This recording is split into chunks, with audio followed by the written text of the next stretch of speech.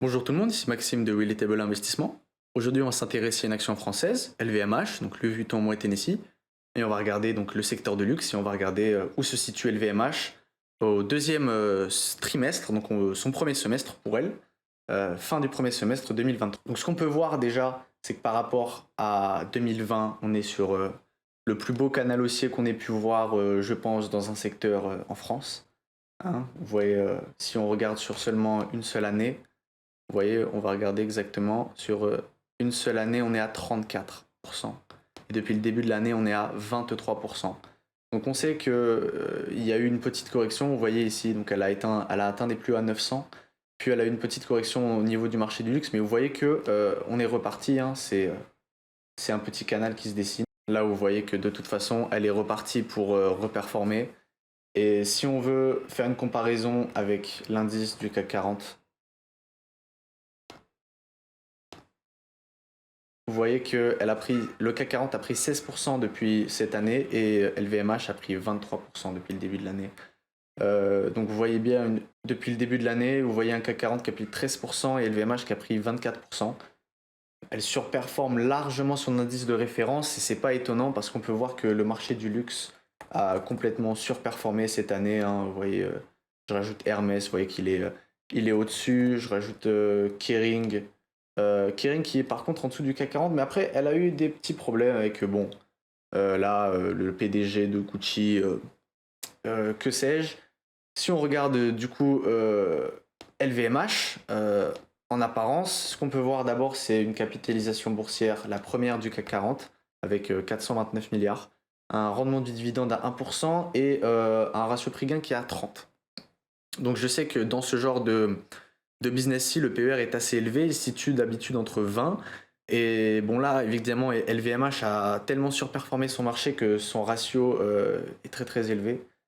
La marge étroitement contrôlée est à 48%, mais on le sait, hein, LVMH appartient à Bernard Arnault et à toutes les holdings qu'il peut y avoir. Donc si on regarde en revenu total, en annuel, on voit donc un revenu qui augmente. Hein. Et évidemment, vous avez vu que 2021-2022, après la reprise économique, la Chine a pas mal été demandeur. Hein. Si vous regardez par pays, vous voyez que l'Asie a complètement surperformé les demandes. Hein. Vous voyez les États-Unis aussi. Mais niveau proportionnel, c'est la même chose, mais vous voyez plus de personnes en Asie. Et d'ailleurs, aux États-Unis, quand il y a pu avoir un recul en Asie, il y a eu à peine un recul de à peine 800 millions d'euros. On va regarder son revenu net. On va regarder son revenu net avec les cash flows. On va voir qu'est-ce que ça donne exactement. Donc on voit une entreprise qui arrive clairement à générer de l'argent. Hein. On voit que c'est assez facile pour elle. Cash lié aux activités d'exploitation. Vous voyez que par rapport à chaque année, on est tout le temps en augmentation. Vous voyez que là, par exemple, en semestriel, on a fait un très très bon semestre en décembre avec 10,50. Et vous voyez donc des investissements assez faibles. Hein.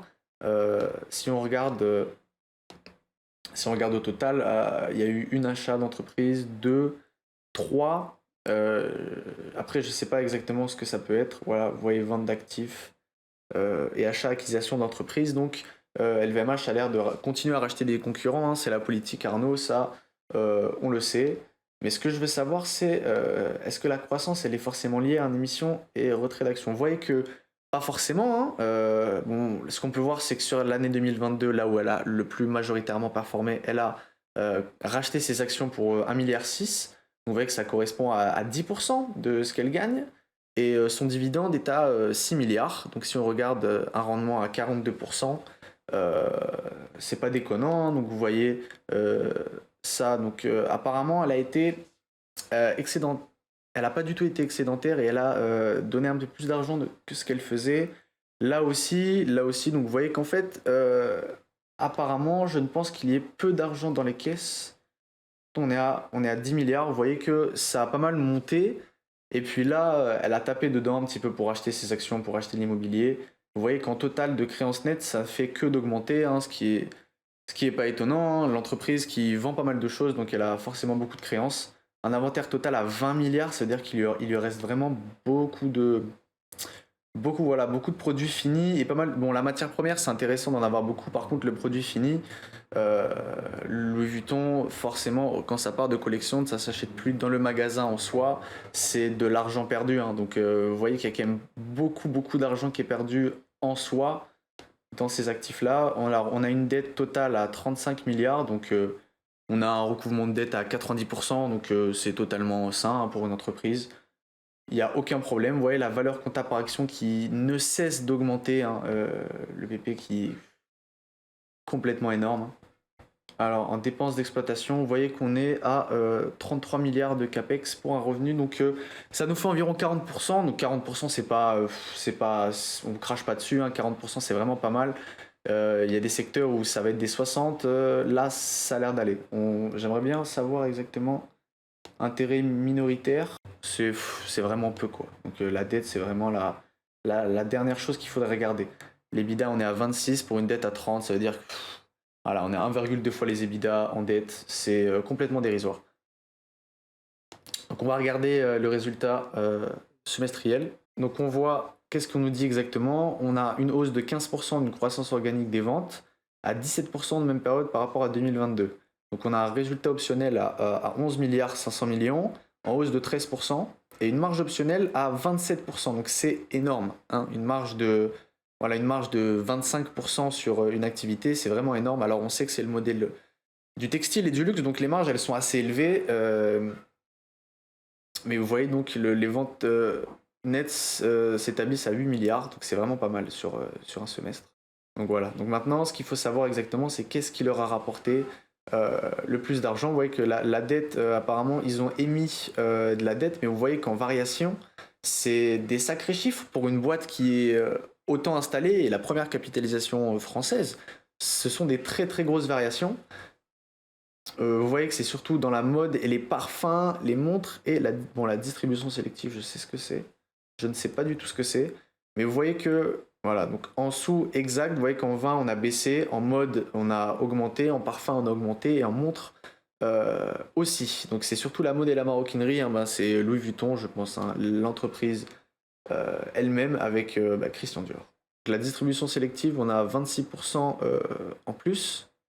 Donc en termes de diversification, on voit qu'elle a quand même énormément en mode et en maroquinerie, mais assez là-dessus. Donc je pense que si on devait calculer exactement, on aurait une proportion de 30% là-dedans, du 20%, du 10, du 10 et du 10. Donc ça nous fait quand même, je pense qu'on doit avoir un bon 40%, un 20, et après c'est des 10. Donc c'est assez diversifié en soi, avec quand même une grosse concentration dans la mode et la maroquinerie. Et pour l'instant, on voit que le secteur du luxe s'en sort bien, et ça a l'air d'être complètement encourageant. Donc vous voyez que sur ce genre de période, les résultats financiers sont bien moins élevés, les ventes sont bien moins élevées, les marges sont bien moins élevées, à la différence que dans le deuxième semestre, on compte les fêtes de Noël, et dans ce genre de business-ci, dans le deuxième semestre, on a forcément tendance à limite doubler les chiffres du premier. Donc ce n'est pas étonnant, c'est pour ça qu'on les compare aux chiffres du premier, et on voit que c'est clairement au-dessus, quoi. On a eu 6000 ventes, on a 6 millions, on a 6 milliards d'euros de ventes en plus. En résultat net, vous voyez qu'on a pu avoir un x2 qui a été qui est opéré dans le deuxième semestre, et là c'est beaucoup plus. Donc vous voyez une variation beaucoup plus élevée, mais par contre vous voyez qu'à la fin le résultat net global n'est pas aussi important que ce qu'il y a pu avoir dans le premier semestre. C'est pour ça que je vous dis qu'il faut consulter les rapports financiers et voir que même si une entreprise peut vous sortir des résultats supérieurs à une autre année, il faut regarder exactement par rapport à quoi elles sont comparées, ces données, et à la regarder à la fin. Vous voyez que là par exemple les actifs non courants, ils continuent d'augmenter, il y a pas mal de goodwill, mais on voit voilà, les capitaux propres qui continuent d'augmenter et les passifs qui continuent d'augmenter, donc c'est toujours intéressant à voir. Ça veut dire que l'entreprise arrive toujours à stocker de l'argent et à continuer de mettre de l'argent dans ses caisses. Donc c'est encourageant. Donc vous voyez la capacité d'autofinancement, coût de la dette, intérêt payé. Vous voyez que la dette est beaucoup plus importante. Les intérêts de la dette sont beaucoup plus importantes dans sa capacité d'autofinancement qu'il y a pu avoir dans les autres semestres, étant donné les taux qu'ils ont montés. Après, est-ce que 300 millions ou 20 millions par rapport à ce que pèse LVMH, est-ce que ça va peser sur elle? Seul l'avenir nous le dira si les taux vont continuer d'augmenter ou pas et jusqu'à quand. Je pense qu'on en a terminé pour cette société.